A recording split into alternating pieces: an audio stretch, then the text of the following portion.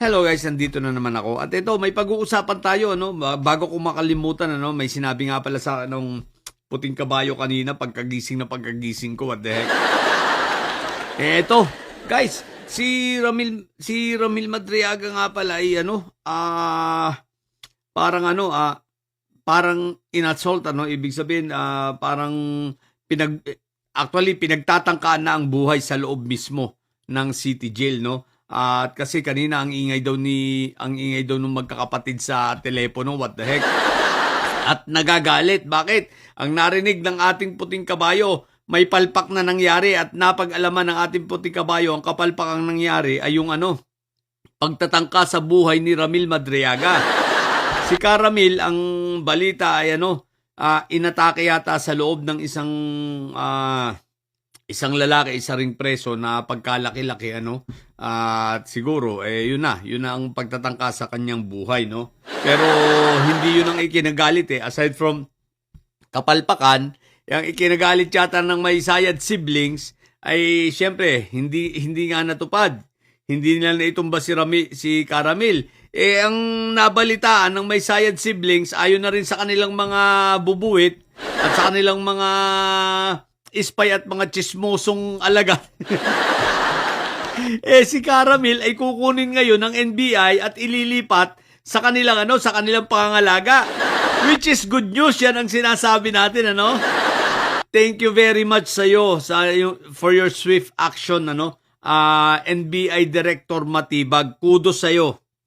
Salamat po sa iyong mabilisang pag-aksyon at kinakailangan ito dahil talagang may banta sa buhay ni Caramil noon pa man, hindi lang sila nagtatagumpay at kay Tebes nga ang pondo. Si Tebes ang magbabayad dun sa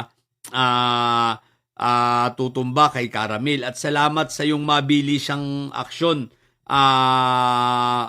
NBI Director Matibag. Nawa makuha mo na agad si Caramil at ilipat mo na sa iyong pangangalaga. Ay, thank you po. Salamat ng marami. So, yun, guys. So, may pagbabanta talaga sa buhay ni Caramil at salamat sa Diyos at hindi natuluyan dahil sabi ko nga sa inyo noon pa man, hindi pa man ito pumuputok, yan ang kinatatakutan ni Inday Sayad. So, si Richard, may isa pang Richard na kinatatakutan si Sayad, yung driver mismo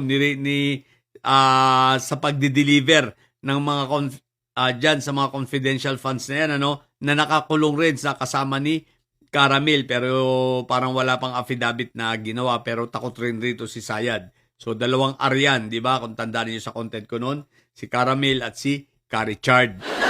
So, tingnan na lang natin. Pero yun, ang importante rito ay malilipat na sa pangalaga ng NBI itong si Caramil Madriaga. Pero ito, ang pangalawa natin puntahan, dahil hindi ko ito naisama doon sa una kong content, nakalimutan ko rin. Dahil sa sobrang saya at na-focus tayo sa pagdiriwang sa paglaglag ni Inday Sayad at paglalaglag sa kanya ng even ng mga kaalyado niya at mga kung hindi epektibo yung bayad nila Yutman. Pero abangan pa rin natin yan. Pero ito guys, ito ang sa akin, ito ang pinupunto ko guys. Hindi nyo ba napansin? Sinampahan ni Inday Sayad ng perjury itong si Ramil Madriaga, si Caramil, Pero, teka lang, Inday Sayad, sinampahan mo ng perjury si Caramil. Ang tanong, bakit hindi mo kayang sampahan si Senator Trillanes, si former Senator Trillanes? Ang dami siyang nagbisto, siya nagpakulong kay Fentaboy, siya ang nagsampa sa mga kapatid mo, siya rin ang nagsampa sa iyo. Bakit hindi mo masampahan si Sentry ng demanda? Private citizen na yun, Pwede mong sampahan, di ba? Ang tanong, bakit? Simple lang ang sagot. Kasi, alam mo na totoo ang sinasabi ni former Senator Trillanes at pag umakyat sa korte, ang demanda mo laban sa kanya, lalo na demanda mo siya ng libel, naku po, Rudy. Ang ebidensya niya,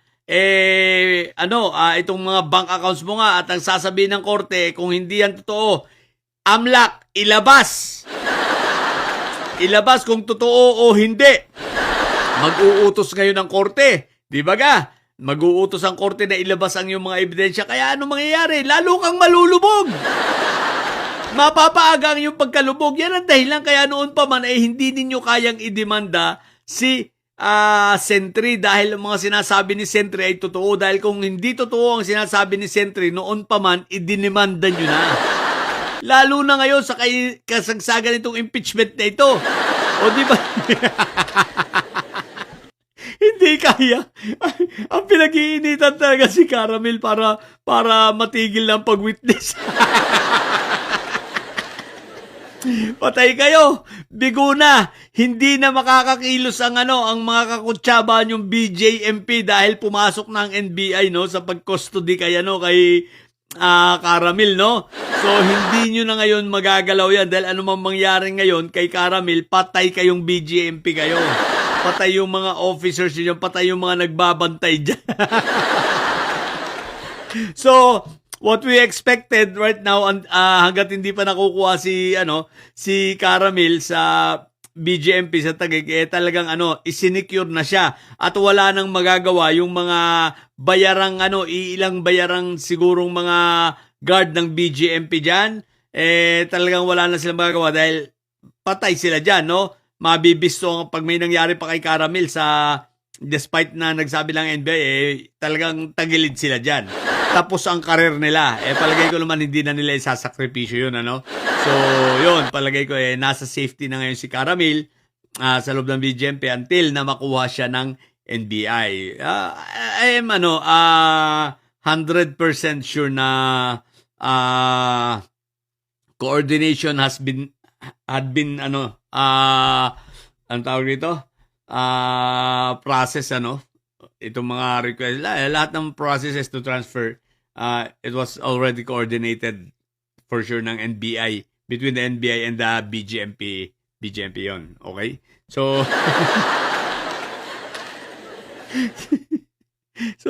so ngayon, galit ang mga maysay. What the heck? So yun lang, nagtataka ka, bakit nga pala Sentry, hindi ka talaga nila kaya, ha? Hindi ka nila kayang idemanda, what the heck.